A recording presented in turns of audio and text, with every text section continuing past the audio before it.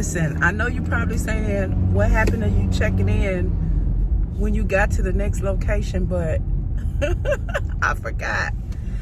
You know, I had a ball yesterday, but it was long. It was a long day. It was an hour and a half to get from Locust Grove to Dahlonega. I hope I'm saying it right. Dahlonega, D-A-A. I'll put it on the screen. Georgia.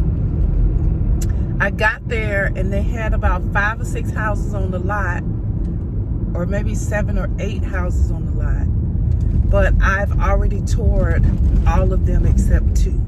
So I was only able to record 2 houses at that location. But I made it, so I'm thankful for that. I got those 2 houses and they're really nice houses. I probably have already posted one because I'm pretty sure, I know I've already posted one because when I got in last night, I edited the first house I toured and posted it. So this is going to be after that house. I left there and I went from Dahlonega, Georgia to Athens, Georgia. And they had 3 manufactured home places in Athens. So I was determined to hit all 3. The first one I got to had 5 houses and I was able to record 4. So that was a good thing because one of them I've already toured and all of their houses were nice. So I left there and went to the other side of Athens, which only about 13 minutes away. And the third place that I got to had 15 or 20 houses. I started recording one and I stopped and I left, and here's why. And I'm not opposed to recording these houses. Their entire lot is made up of like older mobile homes, maybe used or never sold, refurbished, which I'm not opposed to recording because there are a lot of people in the market for one of those versus a new one. It's less expensive and they may want a home, just like people buy houses to flip or buy houses to fix up themselves. That may be what you're in the market for. Here was the issue with me recording. House number 1, really nice house. It was just older, right? It had maybe paneling on the walls. The countertops were older. Nothing wrong with that. I would have finished the tour. It was so dark in the house that I couldn't see. It had a living room. I walked into the living room, went into the kitchen. The family room was very dark. Went around the corner. All of the bedrooms on that side were really dark. I was able to see there were 2 bedrooms on that side and 2 bedrooms on the other side.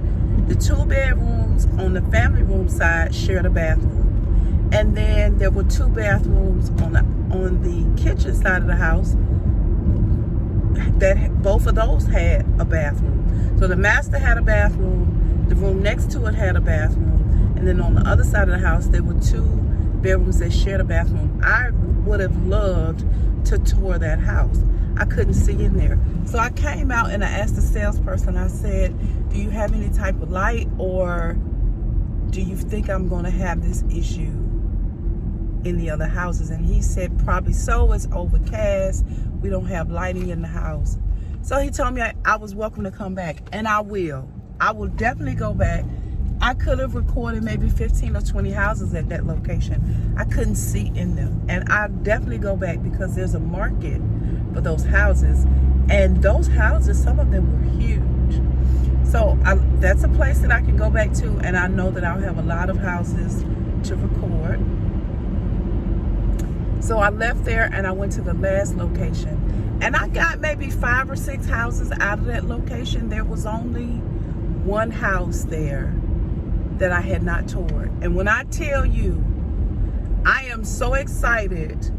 I'm going to go in the order that I recorded the videos, because honestly, starting with the one that I posted last night, each house after that progressed, got better and better and better. And so I don't want to give you the cherry on top. I want to build the meal, right? I started with the veggies yesterday, and we're going to add, I started with the rice. The next time I post a video, it'll be the veggies. The next time it'll be the meat. Then it'll be, you know what I'm saying? Till we get to the dessert and the cherry on top. So I'm super excited to share this next set of houses. All of the information is going to be in the description box. Sad to say, 2 of the locations don't post prices. So if you are subscribed to my main channel and you love house tours, please don't be upset by that. If I have the price, I'll post it. If I can find the base price for the house on the web, I will post it. But it's just the base price. Okay, it doesn't include extras and stuff like that. But the dealership did not post their prices. And I get it. We're living in a time where a lot of businesses are struggling to get customers and stuff like that because people are staying home for the most part. There are a lot of people that aren't, but then there are people like, that's a market where because of the COVID restrictions, the houses aren't coming out of the factory as fast. Because of the COVID restrictions, people are careful about going in businesses where they have to deal with people face to face. So dealers want to actually talk to somebody that's interested. If you're interested in the house, they don't want you to see the price and say, oh, that's too high for me, and move on to the next one. They want to talk to you. They want to see what your needs are. They want to see how they can help you, maybe cut you a deal. The price that's offered may not, okay, let me give you an example. Our house was $69,000. We agreed to $69,000. But at the end of the day, after everything that we needed to make that deal happen, they had to cut something, and they ended up cutting the price of our house. We paid like $63,000 for that house, okay? So you never know what's gonna happen. Don't be afraid to talk to the salespeople. They want the sale. They wanna make the sale happen. We didn't ask them to cut the price. They cut the price to get us in that house. So, you know, if you're just nosy and want to know what the price is, that's one thing, okay? But if you're really interested in a home, call the dealership. Go see them. Go talk to them. Don't be afraid to talk to them. Thank you. Mobile order for Christie. All right, you can pull it out. Thank you. You're welcome. Call them and talk to them. If that's the house you like, or if you're interested in that house, what's the problem with picking up the phone? You cannot rely on everything that we tell you on YouTube. I'm going to tell you the truth, but bottom line, the dealer is the one.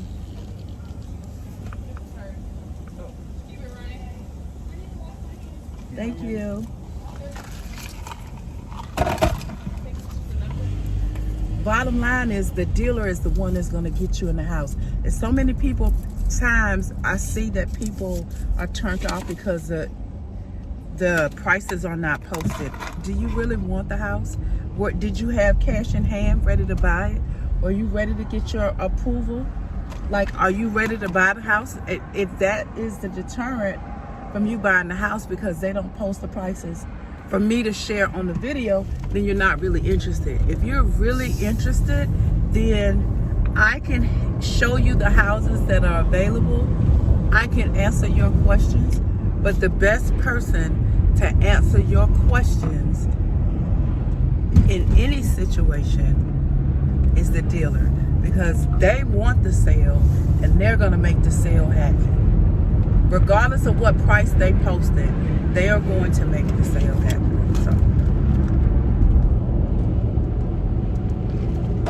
So don't let that deter you if you're really interested.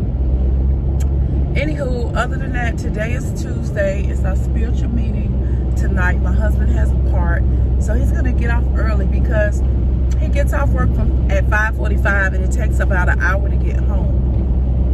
So 6:45 is cutting it because our Christian Life and Ministry meeting is at 7:30 on Zoom. So if he gets home, say 7 o'clock, he wants to get home, take a shower, get dressed,